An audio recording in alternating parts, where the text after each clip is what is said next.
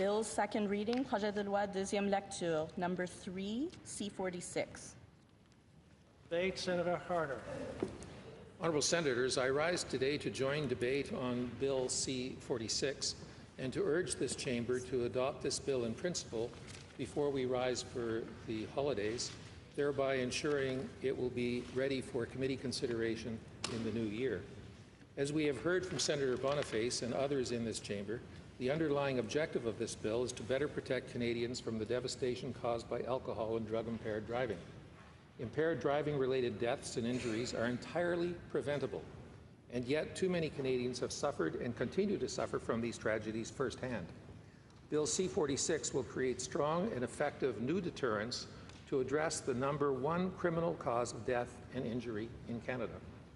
As this chamber knows, Bill C-46 proposes several significant changes to the alcohol-impaired driving provisions in the Criminal Code, with a view of enhancing road safety and saving lives.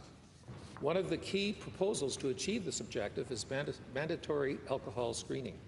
Mandatory roadside alcohol screening would authorize officers to demand roadside breath samples on an approved screening device without suspicion that a driver has alcohol in their body. This proposal seeks to address the fact that research suggests up to 50% of drivers with a blood alcohol concentration above the legal limit are not currently detected at roadside check stops. Mandatory alcohol screening will not only increase the detection of impaired drivers, but more importantly, it is expected to have a significant deterrent impact on impaired driving, resulting in a significant number of lives saved. This has been the experience of other jurisdictions that have implemented mandatory alcohol screening.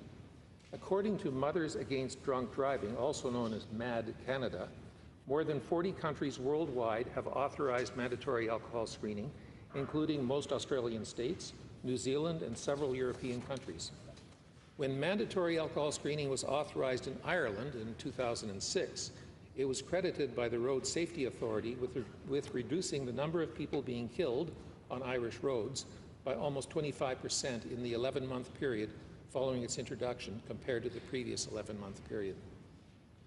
As you know, Bill C-46 also makes important changes in relation to drug-impaired driving, and I'll speak more about that shortly.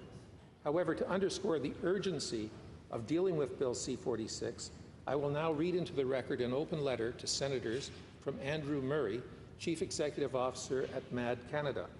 On November 28th, Mr. Murray wrote, and I quote, "Dear Senator, I'm writing today on behalf of MADD Canada's members and volunteers and the many victims and survivors of impaired driving to encourage your support for the impaired driving legislation currently being debated in the Senate.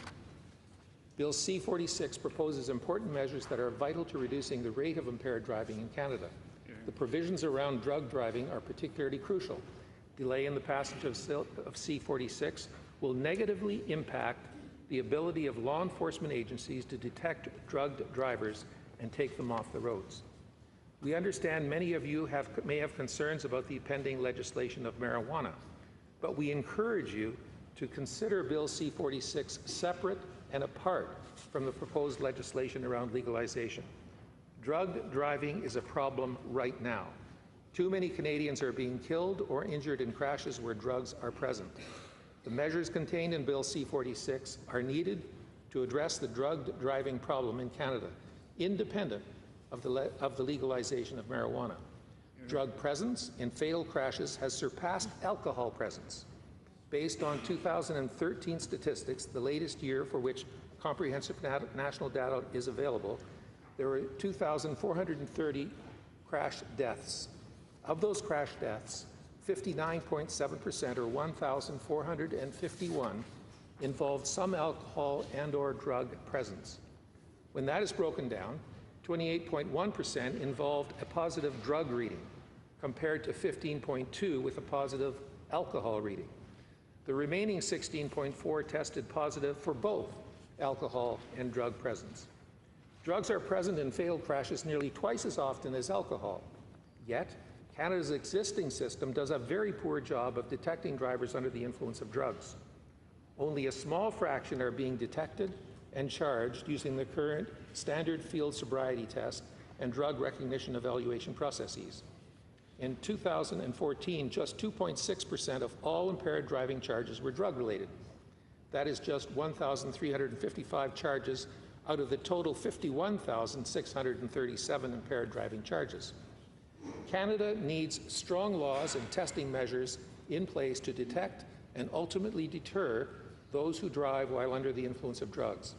Bill C-46 proposes driving limits for cannabis and other drugs and will authorize police to use simple and effective roadside oral fluid testing technology to detect drug drivers. These measures, along with other provisions in the bill, such as mandatory alcohol screening, will significantly improve screening and detection measures for drivers impaired by drugs and/or alcohol. They are consistent with the best practices MADD Canada has identified in other jurisdictions to effectively reduce the rate of impaired driving. Most importantly, these measures will reduce impaired driving, prevent crashes, and save lives. Bill C-46 represents a powerful step forward in the fight to stop impaired driving. It will have a tremendous impact on the reduction of impaired driving and will make Canadian roads safer. We ask you and your colleagues to support and pass this legislation so that it can continue through the approval process and be enacted as soon as possible. Honourable Senators, that letter is signed by Andrew Murray, the Chief Executive of MADD Canada. To put that data in perspective, 1,451 Canadians were killed by alcohol or drug-involved driving in 2013. That amounts to 4 Canadians killed per day. I'll say that again, 4 preventable Canadian deaths per day. If C-46 is able to replicate the results of Ireland, it would reduce by 1/4 the alcohol-involved driving deaths in Canada. Think of the lives saved, the families and friends spared life-shattering trauma. Let us turn now to drug-impaired driving. As you know, this chamber has already had the benefit of last year's study of Senator Carignan's Bill S-230, the Drug-Impaired Driving Detection Act. This is a very closely related proposal to Bill C-46. Both bills are about keeping our roads safe from impaired drivers, and I trust Senator Carignan's experience in this matter will assist us greatly. Further, I'm happy to indicate that in the case of S-230, this chamber showed its willingness to act expeditiously on impaired driving legislation. In October of last year, S-230 received only 2 days of debate at second reading and was referred to the Legal and Constitutional Affairs Committee 6 calendar days after Senator Carignan moved second reading. Wow. The bill then received 3 hearings at committee and passed in December with 4 calendar days at third reading. In the case of Senator Carignan's Bill S-230, I applaud the Chamber's willingness to move quickly in the interest of public safety. Turning to Bill C-46, as you know, this is the 4th sitting week of the second reading debate. Therefore, given the urgency of preventing injury and death from impaired driving and taking our guidance from the pace of deliberations on S-230, I would ask any remaining senators wishing to join second reading debate on C-46 do so promptly so that we can refer this bill, this important legislation, to committee for considerations. I urge you to contribute to the debate if you wish. Otherwise, let's move this road safety bill along. Hear, hear.